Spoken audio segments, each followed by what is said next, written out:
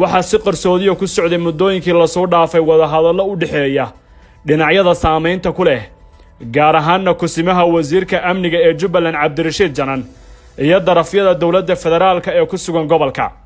yoolka ugu weyn waxa uu ka bilowday markii la maqday dhawaaqa ah Jubbaland midaysan loona siman yahay.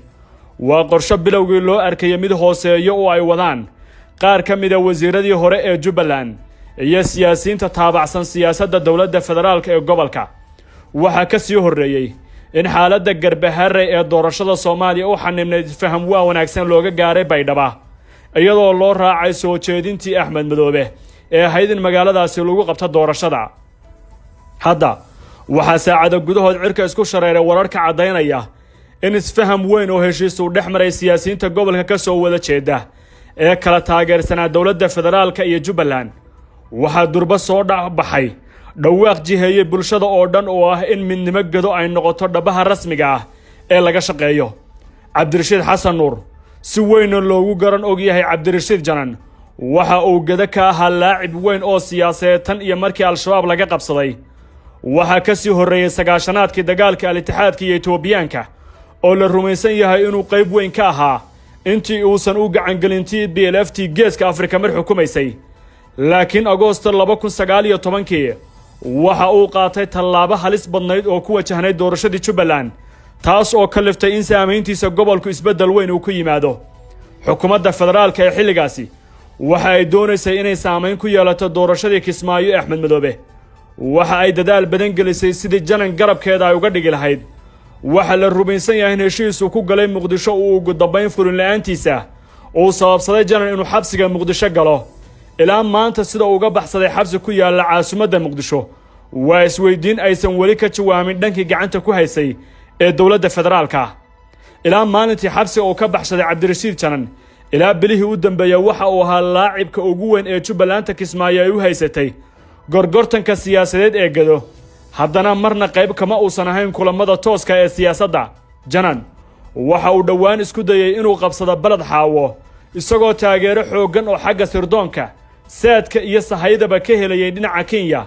dagaal socday ku dhowaad 4 saacadoodna waxa uu ku soo dhammaaday guuldarro weyn lagana qabtay in ka badan 100 askari oo ka mid ah ciidamo muddo dheer uu aruurinayay.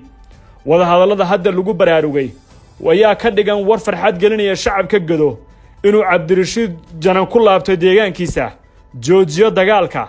waxay uga dhigan tahay gobolka tallaabo wanaagsan oo fafaalo muujin kara. isfahamka dhexmaray siyaasiyiinta gado waxa uu albaab weyn oo siyaasadeed ku riixaya madaxweynaha Jubbaland Axmed Madoobe oo muddo ka badan 8 bilood ka hadlaya marxaladda gado. waxayna ka dhigan tahay in laacibkii ugu dambeeyay ee gado kaarkeeda u hayay uu ka diga rogtay. waa guuldarro weyn oo xagga siyaasadda ah. sidoo kale waa mid sii murjinaysa arrinta tabashada gobolka gado ay ka qabaan Jubbaland. waxay ka dhignaanaysaa in Jubbaland qayb weyn oo muhiim ah ay ka maqan tahay xataa haddii laga gudbo waqtigan doorashada Soomaaliyana ay noqon doonto arrin saameyn weyn ku yeelan doonto xukuumadda dambe ee timaada. dhinaca xoreynta deegaanada Jubbaland waxay uga dhignaan doontaa in ciidamo isgarabsanaya ay ka gudbi karaan gado oo ay u tallaabi karaan caasimadda Jubbaland ee Bu'aale taasoo muddo dheer ay haystaan Al-Shabaab. waxaana qabashada magaaladaas ay dhaawac weyn oo siyaasadeed ku noqonaysaa caasimadda ku meel gaarka ah ee Kismaayo. dadka sida dhow la socda qorshayaashan waxay rumaysan yihiin in tegidda Bu'aale aysan sahlanayn waqtigan ayna ka dhignaan karto halis weyn oo mustaqbalka Axmed Madoobe saameyn ku yeelanaysa maadaama caasimadda oo la xoreeyaa ay ka dhignaan karto farsamo siyaasadeed oo halis badan. dhawaaqa Jubbaland midaysan loona dhan yahay warka Cabdirashiid Janan iyo la heshiisiinta dowladda federaalku waa arrimo weji cusub oo siyaasadeed gelinaya marxaladda dalka.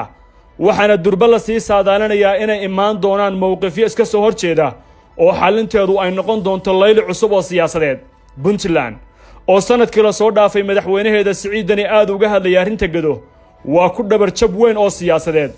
waxayna laftirkeeda qayb weyn ka ahayd arrinta ku salaysan in la xoojiyo xaaladda gado si loo abuuro mushkilad ku salaysan isfaham waaga oo weligii taagnaada.